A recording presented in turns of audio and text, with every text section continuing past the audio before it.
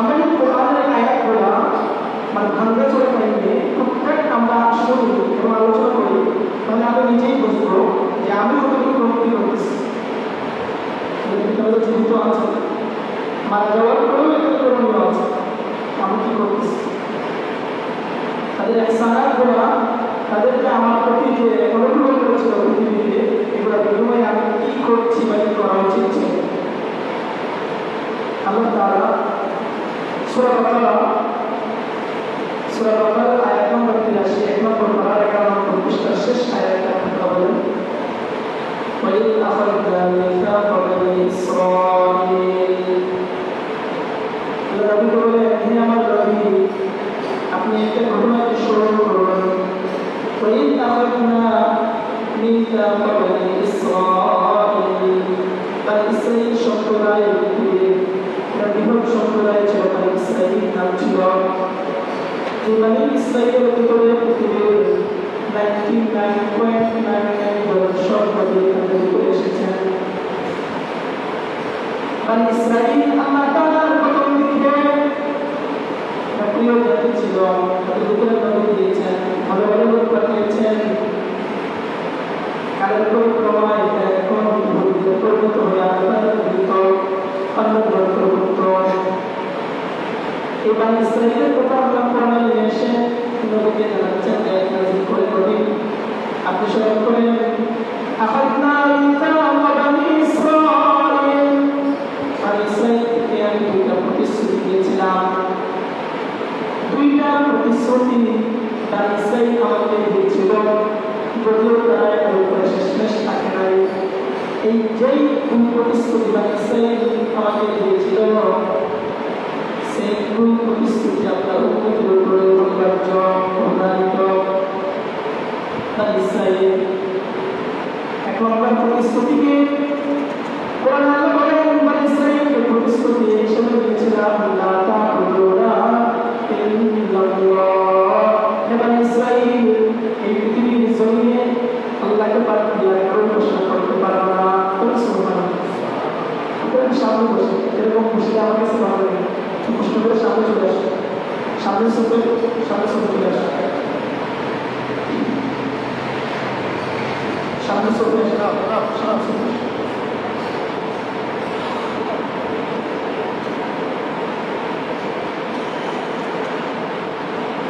সবসময় চেষ্টা করো সামনে চলে বসার জন্য, কাজ করবে না। আল্লাহ তাআলা কোরআনে বলতেছেন, বনী ইসরাঈল দুটো প্রতিশ্রুতি। এক নম্বর প্রতিশ্রুতি হইল আল্লাহকে বাদ দিয়ে কারো উপাসনা করতে পারবে না, একমাত্র ইবাদতকার হবে, বলে আসলে কার হবে? আল্লাহর হবে। দুই নম্বর প্রতিশ্রুতি ছিল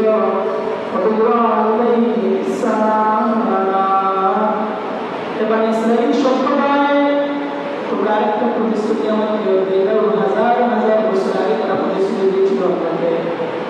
এই প্রতিশ্রুতি কোরআনে আল্লাহ এসেছেন, কিয়ামত পর্যন্ত যত মুসলিম জাতি আসবে, যারা আল্লাহর নেক বান্দা হতে চাইবে, তাদের জন্য এই দুই প্রতিশ্রুতি অনিবার্য। এক নম্বর হইল আল্লাহর ইবাদত করতে হবে, কাউকে শিরক করা যাবে না, শরীক করা যাবে না। দুই নম্বর হইল তোমরা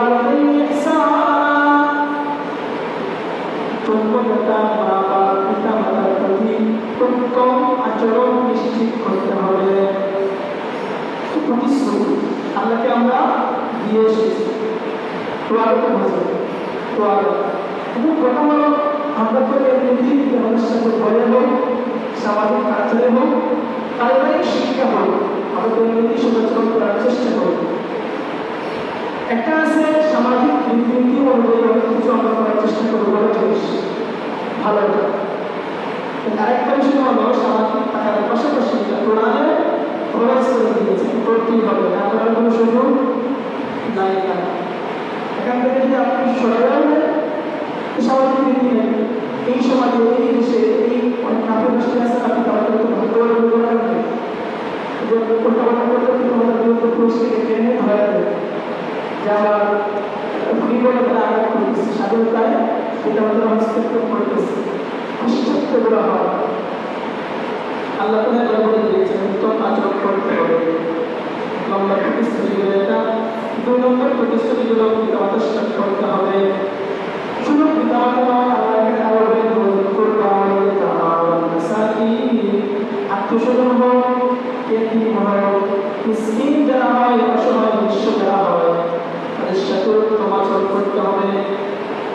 আমাদের মন আলোচনা পিতামাতার উপর, কিন্তু আয়াত কিন্তু এসেছে এখানে আল্লাহ উত্তম আচরণ কথা আত্মীয়ের সাথেও করার জন্য বলতেছেন, এতিমদের সাথেও বলতেছেন, মিসকিনদের সাথেও। এতিমদের সাথে কেন নিরাপদ, দুর্বল, সামাজিকভাবে পিতাহীন, দুর্বল, যে এতিম কাকে বলে?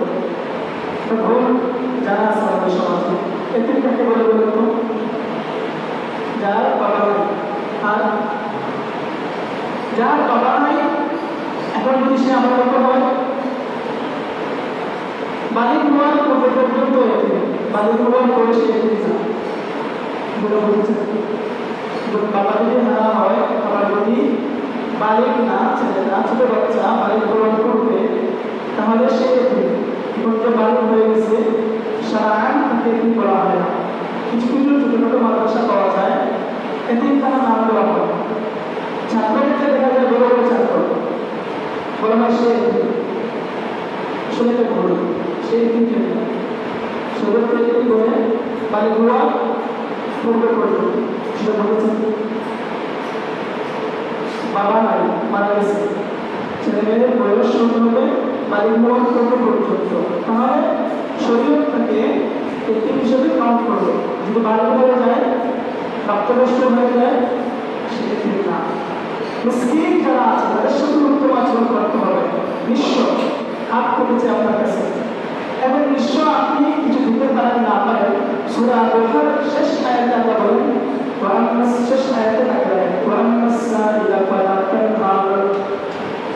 নিঃস্ব ব্যক্তি সোয়াল করার ব্যক্তি আপনার কাছে হাত পেতেছে কিছু নেওয়ার জন্য, সে কিছু নেওয়ার জন্য আপনি দিতে পারেন নাই, দিতে পারতেছেন না, তাহলে আপনি কি তাকে ভালো দিবেন?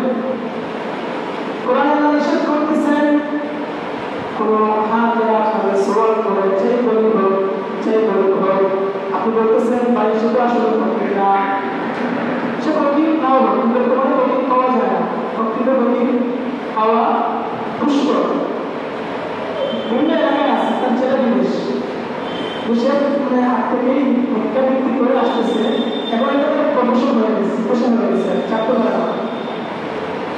আবার পত্রিকা দেখা যায়, বিভিন্ন জায়গায় দেখা যাবে দিকে এই ফকিররা দেশে আবার অনেক ধনী, এখানে এসে প্রসাদ করে, এটা পেশা।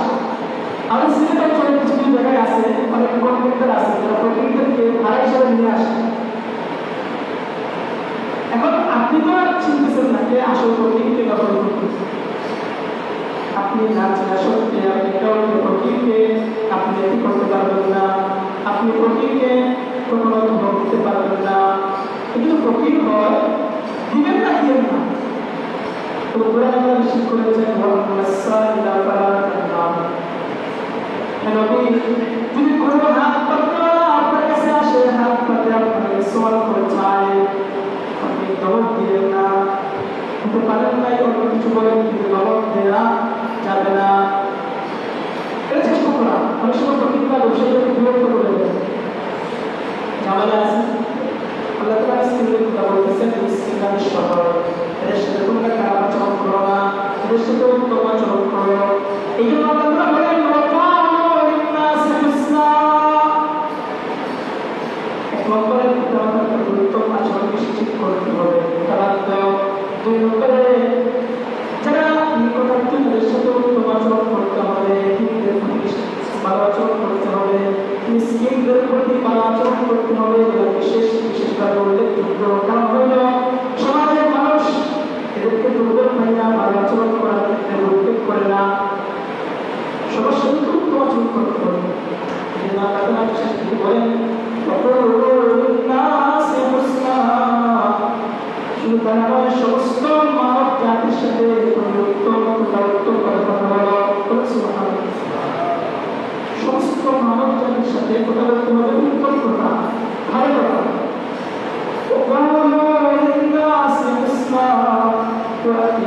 এই এগুলো ছিল ইসরায়েলের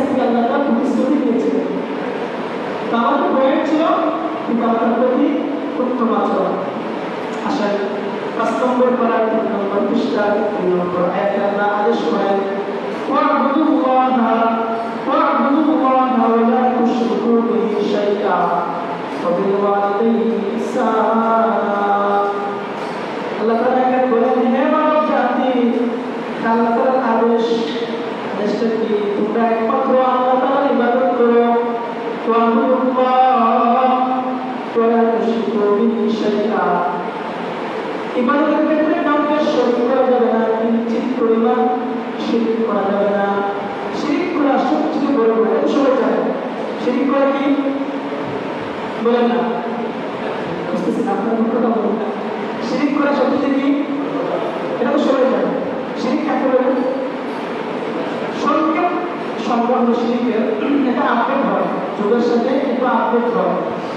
যে সমস্ত ইবাদতের ক্ষেত্রে যে সমস্ত বিষয়গুলো একচ্ছত্র আল্লাহ তাআলা প্রাপ্য, ইবাদতের ক্ষেত্রে ইবাদত বুঝে বিষয়গুলো, ইবাদতের ক্ষেত্রে যে বিষয়গুলো আমার পক্ষ থেকে একমাত্র কর্তা হচ্ছে আল্লাহ, এই হকের ক্ষেত্রে একমাত্র আল্লাহকে না দিয়া, আল্লাহর পক্ষ হককে আল্লাহকে না দিয়া অন্য কোনো বস্তুকে কোনো ব্যক্তি করে দেবে, বস্তুকে শরীক করে দেবে। বস্তু হতে পারে মাজার, হতে পারে যে কোনো জিনিস, মূর্তি, হতে পারে মানুষ। ইবাদতের ক্ষেত্রে যেই বিষয়গুলা একমাত্র আল্লাহকে আল্লাহ, এক্ষেত্রে একমাত্রকে শরীক করে দেওয়া। যেমন দেখেন নামাজ যে পড়ি, তাই ইবাদত না? নামাজ পড়ে কি ইবাদত? একটু বলবেন, বললে আমার জন্য শুরু হবে। নামাজ পড়া কি ইবাদত? আচ্ছা, নামাজ আমরা ঈদের হক, নামাজ কার জন্য পড়ি? আল্লাহর জন্য পড়ি। এই নামাজ পড়া, এই যে পড়াটা, এটা আমার কাছ থেকে হকটা যে ভাবে ওইকে আল্লাহ। সেজদা যে আমরা দিই, এটা কি ইবাদত নাকি ইবাদত না? ইবাদত। কারণ আমি সেজদাটা দিব কার জন্য? কারণ ইবাদতের সব বিষয়ের হকটাকে আল্লাহ। এখন যদি এখানে কাউকে শরীক করে ফেলি, এখন আমরা ভাবলাম এখানে যে পীর আছে, আমরা কোনো সেজদা দিয়ে দিই, আল্লাহকেও দিয়ে দিলাম। শিরক কেন হবে? যে এটা ছিল একমাত্র কার পাওনা, এখানে শরীক করে ফেলেছি। সেটা এমন মনে করুন মানমত করা। আচ্ছা, মানমত যে ইবাদত নাকি ইবাদত না? তো মানমত করলে পূরণ করা ওয়াজিব। আমরা বলতে মানমত করেছে, ছেলেকে মানমত করা, ছেলে হলে চাঁদা দিবে, বিভিন্ন বিষয়ে মানুষ মানমত করে। মানমত হলো একটা ইবাদত। মানমত যখন করবো, ইবাদত যেহেতু, ইবাদত তো স্বভাবে আল্লাহর জন্য, সেটা মানমত করতে হবে কার জন্য? কেন? ইবাদত। এখন যদি মানমত ইবাদত হয়ে থাকে, আর ইবাদত হবে আল্লাহর জন্য, আল্লাহ একমাত্র সত্তা। এখন এই সত্তারে যদি অন্য কাউকে শরীক করি বা অন্য কাউকে দিয়ে দিই, এটা হলো শিরক। এটা হলো কি? শিরক। মনে করেন আমাদের সমাজে যেটা বলা হয়, বিভিন্ন বিশ্বাসের মাজারে দেওয়া হয়, মানমত করা হয়, মানে বাস্তবটি বিষয়ে বোঝার জন্য। কারণ আপনারা যেহেতু বলেছেন মানমত ইবাদত, এটা আল্লাহর জন্য একমাত্র আল্লাহ পাবেন সবটা। এখন আপনি মাজারকে নিয়ে আসলেন, পীরসাদকে নিয়ে আসলেন, তো পীরসাদ কি আল্লাহ চিনতে বড় বান্দার সমান? বলেন ভাই, বান্দার সমান না। অনেক আমাদের বান্দা, আল্লাহ বান্দা না? আল্লাহ অনেক ছিলেন, এটা বলবো বাস। একমাত্র নবীর জন্য তো মানমত করা যাইছে, নবীকে চিনতে করা যাইছে, মাজারে নিয়ে নবী। এবারে একমাত্র আল্লাহর সাথে কোনো নবী তো সবচেয়ে প্রিয় ছিলেন, আর হবে না। তাহলে সংক্ষেপ সংখ্যা এটাই, চেষ্টা আল্লাহর জন্য। এখন আসলে দোয়া করা। আচ্ছা, আমরা যদি দোয়া করি, হাত তুলি, সামাজিক যত বড়ই নেতৃত্বের অধিকারী হন না কেন, কখনো কি আমরা কোনো স্ত্রীর কাছে হাত পাঠাই? ঠিক আছে, আপনি চাইতে পারেন ভিন্ন বিষয়। দোয়া যে করি আমরা, এটি কোনো হিসাবের কাছে দোয়া করি নাকি আপনার কাছে দোয়া করি? আল্লাহর কাছে দোয়া করি। কিন্তু এই দোয়াটা হলো ইবাদত। দোয়াটা কি? ইবাদত, আমল জিনিস। আর ইবাদতের কিন্তু জিনিস দোয়া এভাবে কাজটা একমাত্র সবাই বললেন, আমার ভিতরে আপনারা বুঝতেছেন এটা কার জন্য করি আমরা? আপনার জন্য করি। এখন যদি এই দোয়াটাকে আল্লাহর জন্য না করে অন্যের সাথে করি বা অন্যের কাছে করি বা শরীক করি, তাহলে এটা শিরিক করা। মনে করেন আমি এখন মাজারে ছিলাম, দোয়া করলাম, এটা মানুষ করে শাহজালালের মাজারে দেখতে ওইখানে গিয়ে দোয়া করতেছি। আমি মানে ইয়েতে গেলাম, উমরাতে গেলাম, উমরাতে যাওয়ার পরে যে খাবার দিলাম আছে রাত্রে শেষের দিকে গরমের সময় একটু ফাঁকা থাকে, আরবি মানুষ ইরাক অঞ্চলে আল্লাহর গড়ে মানুষের সত্যি করে স্বপ্ন থাকে যাওয়ার জন্য। সেখানে যাওয়ার পরেও সে কি খাবার দিলাম হয়তো আল্লাহকে ডাকবে, আল্লাহকে কোনো কিছু বলবে, জিজ্ঞে আজকে করবে, শুরু করবো, ঠিক আছে। সে ওইখানে কেউ বলতেছে বলে তো নামাজ আলিও তো আল্লাহ ব্যাপার ছিল। আল্লাহ বড় আমাকে ডাকতেছেন, আলিকে ডাকতেছে, খুশি আমাকে ভালো তারা ছিল এগুলো অবশ্যই। তাহলে যদি আমি সময় কথা বলে থাকেন তাহলে এটা বলেছেন অবশ্যই যে সমস্ত ইবাদতের যত বিষয়গুলো আছে এগুলো একমাত্র ইবাদতের সব বিষয় আল্লাহ পাবেন। এখন আপনি চিন্তা করে দেখবেন এটা কি ইবাদত? হ্যাঁ, এটা ইবাদতের বিষয়, এটা আল্লাহ করতে হবে। ভালো জিনিস আপনি করবেন, নিয়ত করা ইবাদত, ভালো জিনিসের ক্ষেত্রে নিয়ত করে এটাই ইবাদত, এটা আপনি উন্নতি করতে হবে এই বিষয়গুলো। এই জন্য আল্লাহ বলেন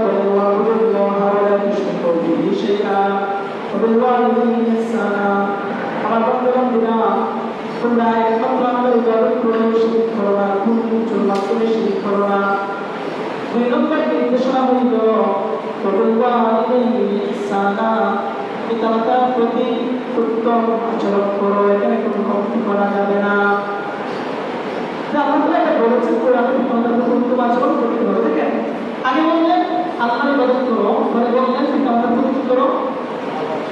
উত্তম আচরণ করো। এটার সাথে তার মিল কি, বন্ধন কি? এই যে বিন্যাসটা কেন গ্রামের চিন্তা ব্যাখ্যা করেন, এক নম্বর ব্যাখ্যা হইল এই পৃথিবীতে আমাদের আসার প্রকৃত সৃষ্টিকর্তাকে বলে, সবাই বলে আমাদেরকে এই পৃথিবীতে আসার ক্ষেত্রে সর্বপ্রথম সৃষ্টি করেছেন কে? 2 নম্বর হলো এই দুনিয়াতে আসার ক্ষেত্রে বাহ্যিক মাধ্যমকে, বাহ্যিক মাধ্যম পিতামাতা, জন্ম দিয়েছেন কে? আমাদের পিতামাতা। পৃথিবীতে আসার মূল মাধ্যম হলেন আল্লাহ, আর 2 নম্বরকে বাহ্যিক মাধ্যম, মাধ্যমে আসতে হলো পিতামাতা। এই জন্য আল্লাহ তাআলা প্রথমে আল্লাহ তাআলার ইবাদতের কথা এনেছেন কোরআনে, বলেছেন পিতামাতার প্রতি উত্তম আচরণ করো। সে 2 নম্বরকে তাফসীরে কামিল কিতাবের মধ্যে এই পৃথিবীতে যত নিয়ামত আমরা উপভোগ করতেছি, উপভোগ আমরা নাচ নিয়ামত আমরা উপভোগ করি, নিঃশ্বাস বলেন, আমরা শুনতেছি, শোনা বলেন, দেখা বলেন, দৃষ্টিশক্তি বলেন, কথা বলা বলেন, প্রতিটা সেকেন্ডে সেকেন্ডে যে আমরা বিভিন্ন নিয়ামতের করতে যাচ্ছি, এই সকল নিয়ামত দেনেও আমাকে করে আসার পৃথিবীতে মানব জাতির মধ্যে সৃষ্টি জগতের যত মাখলুকাত আছে, এই সৃষ্টি জগতের সৃষ্ট সমস্ত মাখলুকাতের মধ্যে আমাদের প্রতি সবচেয়ে অনুগ্রহ বেশি করেছেন তারা পিতামাতা। পৃথিবীতে আসার পরে পিতামাতার চাইতে আমাদের প্রতি ভালো আচরণ, সবচেয়ে বেশি দুর্বার, সবচেয়ে বেশি কষ্ট লাগবে সবাই আমরা জানি। যতই খারাপ হোক মা তো মা, যতই খারাপ হোক পিতা তো পিতাই হয়। একজন যদি বাবার ছোট হয় সেও চায় তার ছেলে যেন ভালো জীবন লাভ করে, সবাই চায়, নিজে কষ্ট হলে এটা চায়। এটা আপনারা যারা পিতা আছেন এরা ভালো বুঝবে বিষয়গুলো। এই জন্য দেখবেন আল্লাহ তাআলা এই জন্য কোরআনের প্রথমে আল্লাহ তাআলার ইবাদতের নির্দেশ, 2 নম্বরে পিতামাতার প্রতি ভালো আচরণের আদেশ কোরআনে করেছেন। 20 নম্বর পারার 16 নম্বর পৃষ্ঠার 2 আয়াত পড়ে আল্লাহ বলেন ওয়াসাইয়াল ইনসান বিওয়ালিদাইহি হুসনা। মানব জাতির প্রতি আমি ওসিয়ত করলাম, আল্লাহ বলেন ওসিয়ত করলাম, আমি আদেশ করলাম তারা যেন পিতামাতার প্রতি উত্তম আচরণ করে। এই আদেশটা আমি আগে করে দিয়েছি মানব জাতির সূচনা লগ্ন থেকে আমি আদেশটা দিয়ে রাখলাম কিয়ামত পর্যন্ত। আল্লাহ বলেন আমার এই আদেশটা জারি রাখবে। وإن جاهداك لتشرك بي ما ليس لك به علم فلا تطعهما। যদি তোমার পিতামাতা মুশরিক হয়, কাফির হয়, তোমাকে যদি অন্যায় ইসলাম বলে অন্যায় কাজের আদেশে পিতামাতার আনুগত্য চলবে না। যত সময় পর্যন্ত অন্যায় না এমন কাজের আদেশ আপনার জন্য মানা বাধ্য, আপনার মানতে হবে। যদি অন্যায় কাজ হয়, গুনাহ হয়, এমন কাজ, এমন যদি কাজ হয় যে কাজের কারণে পিতামাতার কথা মানলে আল্লাহ তাআলা বেজার হবে, সেখানে আনুগত্য চলবে না। পিতামাতা বললেন হুজুর পিতামাতার আনুগত্য করা তো ওয়াজিব, এখন বাপ চোর ছেলে করে এগুলো বললো তুমি চুরি করতে চলো, এখানে ছেলে মানতে পারত না। আল্লাহ বলেন ওয়াইন জাহাদাকা লিতুশরিকা বিমা লাইসা লাকা বিহি ইলমুন ফালা তুতি'হুমা, যদি পিতামাতা তোমাকে শিরিক করার চেষ্টা করে আমার বান্দা-বান্দীরা এক্ষেত্রে তোমরা তোমাদের পিতামাতাকে অনুসরণ করবা না। তাই বলে কি তাদের সাথে খারাপ আচরণ করা যাবে? অনেক মুসলিম ভাইরা আছে না, পিতামাতা এখনো হিন্দু, তিনি হয়তো ইসলামের ছায়া করে চলে এসেছেন। সূরা লোকমান 21 নম্বর পারা 11 নম্বর পৃষ্ঠায় 2 বা 3 আয়াত নিচে আল্লাহ বলেন অবশ্যই ইনসান বিওয়ালিদাইহি, মানব জাতিকে আমি আদেশ করেছি, আবার বলতেছি তারা যেন পিতামাতার প্রতি ভালো আচরণ করে, বিশেষ করে যখন বার্ধক্যজনিত অবস্থায় তারা থাকে, বিশেষ করে মার প্রতি হামালতুহু উম্মুহু, কারণ হলো তার মা ওয়াহিদান আলা ওয়াহিদিন, কষ্টের উপরে কষ্ট মারিয়ে তাকে গর্ভধারণ করেছিল। وفصاله في عامين, জন্ম দেওয়া থেকে লাগাইয়া তোফান করানো পর্যন্ত প্রায় 2.5 বছর থেকে সর্বনিম্ন কত 2.5 বছর সময় মা বিশেষভাবে কষ্ট করেছে। এই জন্য আমার বান্দা-বান্দীরা তোমরা তোমাদের পিতা মাতার প্রতি ভালো আচরণ করো, বিশেষভাবে মার প্রতি ভালো আচরণ করো, কারণ মা জানি দুর্বল। আমাদের শক্তি চলে কোথায়? বাবার সাথে পারি না, মার সাথে সবাই রাগটা করে দেয়, সবাই করে, কিন্তু কোরআনে এখানে মাকে বেশি সম্মান করে কথা বলা হচ্ছে। আল্লাহ বলেন শুধু এতটুকু নয়, আমার বান্দা-বান্দীরা চলতে ফিরতে যেখানে যাও সেখানে যাও যখনই তোমরা শুকর আদায় করবা। আল্লাহ বলেন আরে শুকর প্রথমে পৃথিবীতে আসার পরে তুমি তো কিছুই ছিল না। 14 নম্বর পারার 14 নম্বর পৃষ্ঠার শেষে একটা বলেন আল্লাহু আখরাজাকুম মিন বুতুনি উম্মাহাতিকুম, তোমাদেরকে তোমাদের মার পেট থেকে আল্লাহ এভাবে বের করেছেন, লা তা'লামুনা শাইআ, তোমরা কিছুই জানতে না। আমরা কিছু জানি না। কারো কি মনে আছে জন্ম করে আমাকে কেমন ছিলাম? তো স্মৃতিশক্তি তো দূর হয়েছিল, মনে থাকার কথাই না। লা তা'লামুনা শাইআ, কিছুই তোমরা জানতে না। وجعل لكم السمع والابصار والافئده, আল্লাহ তাআলা শোনার যোগ্যতা সৃষ্টি করে দিয়েছেন, দৃষ্টিশক্তি আল্লাহ তাআলা সৃষ্টি করে দিয়েছেন, অনুভব করার শক্তি আল্লাহ তাআলা অন্তর সৃষ্টি করে দিয়েছেন। আল্লাহ তোমাদেরকে দিয়েছেন, তোমরা দুর্বল ছিলা। কোরআনে 17 নম্বর পারা 11 নম্বর পৃষ্ঠা 18 নম্বর পারা 1 নম্বর পৃষ্ঠা সহ 24 নম্বর পারা 14 নম্বর পৃষ্ঠায় শুরু থেকে আল্লাহ তাআলা করে আয়াত আল্লাহ বলেন খালাকাকুম মিন তুরাবিন তুম্মা মিন নুতফাতিন তুম্মা মিন আলাকা, পানি থেকে সৃষ্টি করেছেন, দুর্বল ছিলা, দুর্বল থেকে সৃষ্টি করেছেন, একদম পানি থেকে তোমাদেরকে দুষ্ট বানিয়েছেন, হাড্ডি দিয়েছেন, হাড্ডি দিলাম করেছেন, তারপর জিব্রিল পাঠাইয়া তোমাদের ভিতরে রূহ দান করেছেন, কিছুই তো ছিলাম না। এজন্য আল্লাহ বলেন মার প্রতি ভালো আচরণ করো, শুকর আদায় করলে প্রথমে আমার শুকর আদায় করবা আল্লাহ, আর 2 নম্বরে শুকরুনি ওয়ালিদাইহি, তোমরা তোমাদের পিতামাতার শুকর আদায় করো। চলতে ফিরতে বলো, মাকেও বলো, বাবা তাকে জীবিত বলো, আপনার কারণেই আমরা এমন হয়েছি, আপনি থাকার কারণেই আমরা এমন করতেছি, থাকার কারণেই এমন বেঁচে আছি, আপনার সব কিছু খেয়েই তো আমরা ঘরে চলতেছি। কিন্তু মানুষ কি করে না শুক্র করে, মানব জাতির একটা তীব্রতি সৃষ্টি করে সমস্যা হলো মানব জাতির অভিজ্ঞ হয়। আপনারা যারাই আছেন এই যে জায়গাগুলি যাগুলি আছে এগুলা কয়েকজন নিজে কিনেছেন, বেশিরভাগ কিন্তু বাচ্চাদের সম্পত্তি, তাদের জায়গার উপরে আমরা চলেছি, তাদের এগুলো আমরা ভিটামাটা খেয়ে চলতেছি, শুক্রিয়া আদায় তাদের করবো না তো করবো না। মুশরিক হলে যদি মুশরিক হন, পিতামাতা যদি মুশরিক হন, আল্লাহ বলেন তারা আচরণ করা যাবে না। সাহিবুকুমা ফিদ দুনিয়া মারুফা, হিন্দু হলেও একজন মুশরিক যদি হয় শুধু হিন্দু না, প্রকৃত খ্রিস্টান অর্থাৎ মুসলিম না, যেই হোক, যে মুশরিক যে কাফির সে তো আল্লাহ সবচেয়ে বড় শত্রু। এই বলে আপনার পিতামাতার সাথে আপনি ভালো আচরণ করতে হবে। ইসলাম বলে এখানে খারাপ আচরণ করার কোনো স্পেস নাই। কেন? শুধু পিতামাতার মর্যাদার কারণে। শুধু এক আয়াত 26 নম্বর পারার 2 নম্বর পৃষ্ঠার শেষে আল্লাহ সুবহানাহু বলেন, অবশ্যই ইনসান বিওয়ালিদাইহি ইহসানা। পিতামাতার প্রতি মানব জাতি ওসিয়ত করলাম, ভালো আচরণ করো। হামালাতু উম্মুহু কুরহান ওয়া ওয়াদাতহু কুরহা। গর্ভধারণ করেছে কষ্টে, তোমাকে দুনিয়াতেও প্রসব করেছে অনেক কষ্টে, যেন ভালো আচরণ করো। 15 নম্বর পারা 3 নম্বর পৃষ্ঠায় আল্লাহ বলেন, ইম্মা ইয়াবলুগা ইনদাকাল কিবারা। আমার জাতি সবচেয়ে গুরুত্বপূর্ণ আলোচনা এটা। ইম্মা ইয়াবলুগা ইনদাকাল কিবারা, যদি তোমাদের কারো কাছে যদি পিতামাতার একজন বাবা মা অথবা দুজন তোমাদের কাছে থাকেন, এমন অবস্থায় তারা বার্ধক্যে আছেন, বৃদ্ধ হয়ে গেছেন। মানুষ, আমরা যে সময় ছোট ছিলাম, একদম পিচ্ছি ছিলাম, বাচ্চা মনে করি, সবচেয়ে দুর্বল ছিলাম। আরেকটা সময় মানুষ দুর্বল হয়ে কোন টাইমে, যখন মানুষ একদম বৃদ্ধ হয়ে যায়। 17 নম্বর পারা 1 নম্বর পৃষ্ঠা শেষ করে এত উপরে আমরা বলেন, ومنكم من يتوفى ومنكم من يرد إلى أرذل العمر।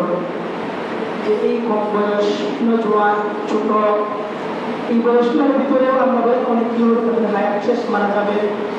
কিছু মানুষ যাদের হায়াত থাকবে আমরা তাদেরকে নিয়ে যাবে বয়সের শেষ কোটায়। এই শেষ বয়সকে আমরা বলি নির্দিষ্ট বয়স। সবচেয়ে খারাপটা সময় যায়। কেন খারাপ? লা ইয়ালামু মিন বা'দি ইলমিন শাইআ। এমন জিনিস আসবে যে দেখা যাবে যারা জিনিস জানি না, যারা জিনিস অঙ্ক হয়ে গেছে, বুঝেন না, এমন কাজ করেন বাচ্চাদের মতো। এই টাইমে পিতার সাথে মার সাথে রাগ করা যাবে না ভাই। কারণ এই টাইমে সেরের ভিতরে কোনো বলে ইন্দ্রা উল্টাইছে, সেরের ভিতরে বলেন মানুষ যখন বাথরুমে চলে যায়, এই টাইমে মানুষ যত ভুল করে, এই ভুল করার পরে এটা যাবার শুধরে আসবে বা ভালো করবে এটা আশা করা যায় না। বাচ্চা হলে বা আমরা যদি ভুল করি কম বয়সে, আশা করা যায় সামনে বয়সে সে বুঝতে ঠিক হয়ে যাবে। কিন্তু বুড়া বয়সে মানুষ ভুল করলে ঠিক হওয়ার আশা করা যায় না। আপনি চিন্তা করেন, আপনার বাচ্চা যদি ভুল করে, ছোট বাচ্চা, ওইটা কথা কিছু বলে আপনি কি রাগ করেন? কোথা ধরে বসেন? কেন? বুঝতেছেন? আবার মহব্বত করে। তাহলে পিতা আমাদের একটা ঘোড়া বয়স কিছু বলে রাগ লাগে, কোনটা বিষয়গুলো মানে ছেলে পিতাকে ধরতেছে না, সামাজিক নিয়মে ধরতেছে না। এই আয়াত আমরা বলেন, যদি পিতা মাতার কোনো একজন শেষ বয়সে তোমার কাছে পৌঁছায়, আহাদুহুমা আও কিলাহুমা, চাই একজন হোক বা দুইজন হোক, অনেক বিষয় তোমার সামনে আসবে, তোমার কষ্ট লাগে, মনে হবে পিতা মাতার কারণে সমাজের সম্মান হোক দেখানো যাচ্ছে না, তোমার বেশি অ্যাটিটিউড যেটাকে বলা হয়, তোমার লেখাপড়া বেশি, অবস্থান সমাজে বড় বেশি, এগুলো ভালো লাগতেছে না। যে কোনো কষ্ট হোক, পিতা অসুস্থ, ইসলামের পেশাব এখানে করতেছেন, ছেলে আছেন মেয়ে আছেন, এই টাইমে কষ্ট লাগে। আল্লাহ বলে যত কষ্ট লাগে আল্লাহর নিষেধ হইলেও মারা তা বললে বোমা উফ, কষ্টের কারণেও উফ শব্দ চুপ বলা যাবে না। বলেন কি বলা যাবে না? বলতে কি মুখ দিয়ে তো বলা দূরের কথা, এটা চেহারায় প্রকাশ করা যাবে না, নিষেধ। ওরা তানহা হমা, তোমাকে শরীর কথা বলা, এটা তো আরো করে নিষেধ, আরো আগে নিষেধ। রাগ করে কথা বলা, এটা তো আরো আগে নিষেধ। হযরত ওমর রাদিয়াল্লাহু আনহুর কাছে এক ব্যক্তি আসলে সে বলল, ইয়া আব্দুল্লাহ মুমিন, আমার মাকে খোরাসান থেকে, ইরানের শেষ অঞ্চল, আফগানিস্তানের অঞ্চল খোরাসান বলা হয়, মাকে পিঠে বহন করে আমি ওই জায়গা থেকে হাজার হাজার মাইল দূর পাড়ি দিয়ে হিজাজের ভিতরে মক্কায় এনে আল্লাহর তওয়াফ করাইলাম। আমি কি আমার মার হক আদায় করতে পেরেছি কিনা? আমাদের সমস্ত কাজ আমি আমার মাকে পিঠে তুলিয়া করেছি। তোমার বলেন হক আদায় করে দূরের কথা, তুমি একটা খাতরা পরিমাণ, কিঞ্চিত পরিমাণ তোমার হক আদায় করতে পারো নাই। বলো সুবহানাল্লাহ। আরেক ব্যক্তি বলে গেছে, সে বলেন আমি মুমিন, আমার মা এমন অবস্থায় পেশাব পায়খানা করতেছে, অনেক কষ্ট হচ্ছে ওনার। এই অবস্থায় থাকার চাইতে অনেক রোগী আল্লাহকে নিয়ে হয়তো ভালো হয়। মানুষ এখন বলে না সমাজে শেষ অবস্থা থাকাটা বলে না অনেকেই, কষ্ট হচ্ছে। আমি যে এতদিন কষ্ট করলাম, পেশাব পায়খানা সব কিছু করাইলাম, আমি ওর মুখে রাখতে পারেন আমার মাকে আমি কিছু হঠাৎ করতে পারছি কিনা। বলে না, তুমি তো পারার কথা না, কেন দেখো তোমার মা এখন পেশাব পায়খানা করতেছে যে অবস্থায়, তুমিও একটি তোমার মার কাছে অবস্থায় ছিল, এখন ছোট ছিল, পেশাব পায়খানা করতাম, কিন্তু তোমার মা কখনো এটা কামনা করে নাই যে তুমি চলে যাও বা মারা যাও।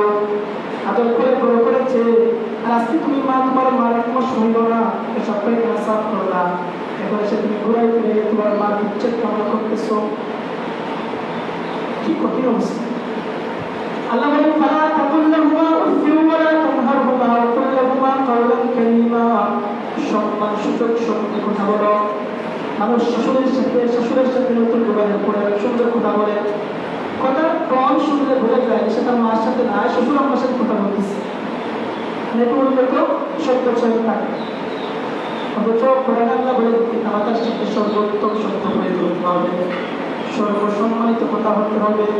তাফসীরের ভিতরে লেখেন এই সম্মানিত কথা কেমন হবে বলেন, একজন দাস তার মনিবের সামনে যেরকম কথা বলে, দাস মনিব তো বোঝে, মালিক ভয়ে ভয়ে কথা বলে, মা বাবার সামনে এরকম কথা বলে। আর আমাদের সমাজে এমন পিতামাতার বৃদ্ধ হওয়ার পরে ছেলেকে মানে ভয়ে ভয়ে কথা বলতে হয়, হিসাব করে রাগ করে বলে, কিন্তু কথাগুলো কি মোটামুটি বাস্তব শেষে চলে আসে। আল্লাহ বলেন, যতই তোমরা বলি, যতই তোমরা পিতামাতাকে খেদমত করো, যতই করে 3 রাত 24 ঘন্টা লাগাই করলেও তোমরা আদায় করতে পারবা না। তাহলে কি করতে হবে? এই জন্য আল্লাহ বলেন, তোমরা করার পাশাপাশি এই হক আদায় করার জিম্মাদার আমাকে বানাইয়া দাও, কারণ তোমাদের এই ক্যাপাসিটি নাই, এই সামর্থ্য নাই, তোমরা পারবা না। এই জন্য আল্লাহ বলেন, ওয়াক্তাবুমা জানাহাতুল মিনার রাহমাতি, তোমরা বিনয় অবলম্বন করো, রহমতের ডানা, চাদরের ডানা সব বিছিয়ে দাও তোমাদের সামনে। তাদের পিতামাতা আছে, বাড়ি থেকে যখনই যাবেন টাকা সবাই থাকে মোটামুটি, অনেকে একটু হিসাব বেশি করে ভবিষ্যৎ দিয়ে ব্যাংকে টাকা জমা, পিতামাতাকে তো পাবেন না, বাকি সব পাওয়া যায়। ফকিরের টাকা থাকলে কিছু নিবেন, খরচ এগুলো কমবে না, বাড়বে শুধু। বলতে মন চায়। আল্লাহ বলেন, শেষ দিকে আয়াতে থেকে শিখে আল্লাহ বলেন, হে আমার নবী, আপনি আমার উম্মতকে জানাই দেন, এরা পারবে না পিতামাতার হক আদায় করতে, সম্ভব না। তাহলে কি করতে হবে? নবী আপনি বলেন, এই দোয়াটা আপনি নিজে করেন, নিজে শিখে দেন। দোয়াটা কি? সবাই বলেন, রব্বির হামহুমা, বলেন না সবাই, রব্বির হামহুমা কামা রাব্বায়ানি সগীরা, রব্বির হামহুমা কামা রাব্বায়ানি সগীরা। এটা জীবিত থাকুক, মারা যাক, জীবন বসে নাই, মারা গেছেন তাও দোয়া, কত কি দোয়া। হে আমার রব, আমার পিতামাতার প্রতি আপনি এরকম দয়ার আচরণ করুন, কামা রাব্বায়ানি সগীরা, যখন আমি ছোট ছিলাম, শৈশবের সময় ছিলাম, তাদের বাড়তি করেছিলাম, আমার পিতামাতা যেরকম আমাকে মহব্বত করে, দয়া করে, মায়া করে লালন পালন করেছেন, আজকে আমার পিতামাতা চাই জীবিত থাকুন বা মারা যান, তার সাথেও আপনি তাদের সাথে এরকম মায়া এবং দয়া আচরণ করেন। রব্বির হামহুমা কামা রাব্বায়ানি সগীরা, রব্বির হামহুমা কামা রাব্বায়ানি সগীরা। আচ্ছা, কাদের আব্বা আম্মা আছে জীবিত? হাত তুলে তো খুশি লাগছে। আর যাদের আব্বা আম্মা নাই, আমাদের যারা মুরব্বী যারা আছে বয়স্ক, আমাদের উচিত কি? সবচেয়ে বড় 2-3টা কাজ বলে শেষ করে দেবে, আয়াত তো টাইম। একটা বিষয় হলো দোয়া করা। আচ্ছা, দোয়া কি শুধু হুজুররা করবে? হুজুর তো নিয়ে দেখে না, বর্তমান সমাজে বেশি হুজুররা থাকার জন্য দোয়া দিতে, যদি মিথ্যা বলতেছি আমি, বিষয়গুলো বলেন, বেশি টাকা দিলে বেশি দোয়া হয় কেন ভাই? দোয়া করতে তো বিষয়গুলো তো সূরাগুলো জানতে হয়। আপনি যা জানেন তার কাছে বলেন, আমার আব্বা আম্মার জন্য আমি যেরকম দোয়া করবো আপনি যেরকম করবেন, কোনো কি মিথ্যা? এটা কেন আমরা দোয়া করতে পারি না? দোয়া করতে কি কোনো সূরাগুলো লাগে? যেভাবে পারেন, যেই জিনিসে পারেন, মানুষের সাথে কথা বলতে পারেন, আপনার সাথে পারবেন না। আমরা কি সবাই পারবো না আমাদের আব্বা আম্মার সাথে দোয়া করা? বলেন সবাই ইনশাআল্লাহ। পিতামাতা যারা মারা গেছে সবাই দেখেন বিভিন্ন টাইমে বছরে প্রথম করেন, সওয়াব, এগুলো অনেক কিছু করে, অনেকে দেখানোর জন্য করে। সবচেয়ে উত্তম আমল যেটা হয়, সৎকায়ে জারিয়া। সৎকায়ে জারিয়া কাকে বলা হয়? এমন একটা কাজ করে দেন তাদের জন্য, তাদের নামে লক্ষ্য করে দেন, যেটা থেকে মানুষ উপকৃত হবে, চলমান সওয়াব হবে। কোরআন দেন মাদ্রাসায়, মসজিদে, অথবা শুধু মাদ্রাসা মসজিদ না, একটা এলাকায় আপনি আপনার টাকা থেকে মানুষের প্রয়োজন, সম্পদ আছে, টাকা আছে, কালবাট করে দেবেন, মানুষের উপকার হবে। তো মানুষের উপর আপনার হাত তুলে দেওয়ার দরকার। মানুষ ভালো পাবে, এটাই আপনার পিতামাতার সামনে সওয়াব হবে। চেষ্টা করবো সবাই ইনশাআল্লাহ। আর আমরা যারা আমাদের পিতামাতা যারা আছে সবাই নিয়োগ করতে পারি কিনা যে আমাদের পিতামাতার সাথে আমরা সর্বোত্তম আচরণ করবো ইনশাআল্লাহ। করবো সবাই ইনশাআল্লাহ। আর সবাই রাখা وآخر دعوانا الحمد لله رب العالمين. السلام عليكم ورحمة الله وبركاته.